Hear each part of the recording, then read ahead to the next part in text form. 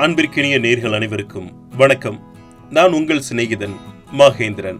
தன்னுடைய எண்ணங்களையும் உணர்ச்சிகளையும் பிறருக்கு வெளிப்படுத்துவதற்காக மனிதர்களால் தோற்றுவிக்கப்பட்டதே மொழியாகும். இதில் தாய்மொழி என்பது ஒவ்வொருவரின் உரிமையாகவும் அதை அழித்து விடாமல் பாதுகாப்பது நமது கடமையாகவும் கருதப்படுகிறது. ஒருவன் பிறந்தது முதல் மனதில் உள்ளவற்றை சிந்திப்பதற்கும் பேசுவதற்கும் எழுதுவதற்கும் அடிப்படையாக இருப்பதே தாய்மொழி என்று சொல்லப்படுகிறது.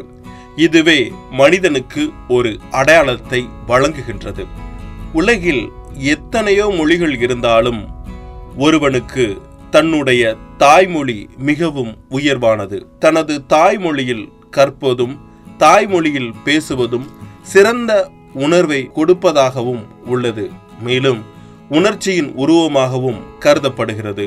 தாய்மொழி மீதான பற்று ஒவ்வொருவருக்கும் மிகவும் அவசியமானதாகும். இந்தியாவில் பல மொழி கலாச்சாரங்கள் நிறைந்த நாடாகவும், இந்தியாவில் மொத்தம் வரையறுக்கப்பட்ட பிரிவில் 123 மொழிகளும், வரையறை செயல்படுத்தாத பிரிவில் 147 தாய்மொழிகளும் இருக்கின்றன. உலகில் பல ஆயிரக்கணக்கான மொழிகள் இருக்கின்றன. அவற்றில் பழமையான மொழிகளில் நமது தாய்மொழியாகிய தமிழ் மொழியும் ஒன்றாகும்.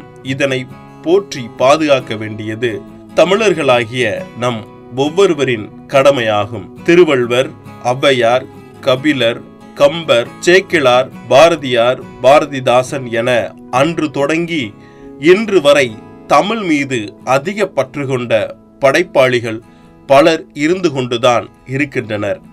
இவர்கள் தமது தமிழ் படைப்புகளால் தாய்மொழி பற்றை இந்த சமூகத்துக்கு கொடுத்து சென்றிருக்கிறார்கள். தமிழ் மொழியின் தொன்மை தன்மை கொண்டு இது செம்மொழியாக அறிவிக்கப்பட்டுள்ளது.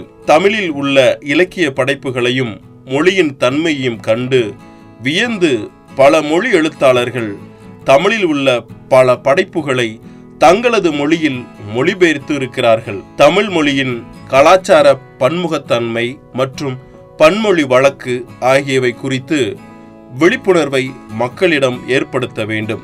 ஒருவர் தனது தாய்மொழியில்தான் கல்வி கற்க வேண்டும். அதுவே அவர்களின் சிந்தனை திறனை மேம்படுத்தும். உலகில் வளர்ந்த நாடுகள் தனது நாட்டில் தாய்மொழி மூலமாகவே கல்வியினை வழங்குகின்றனர்.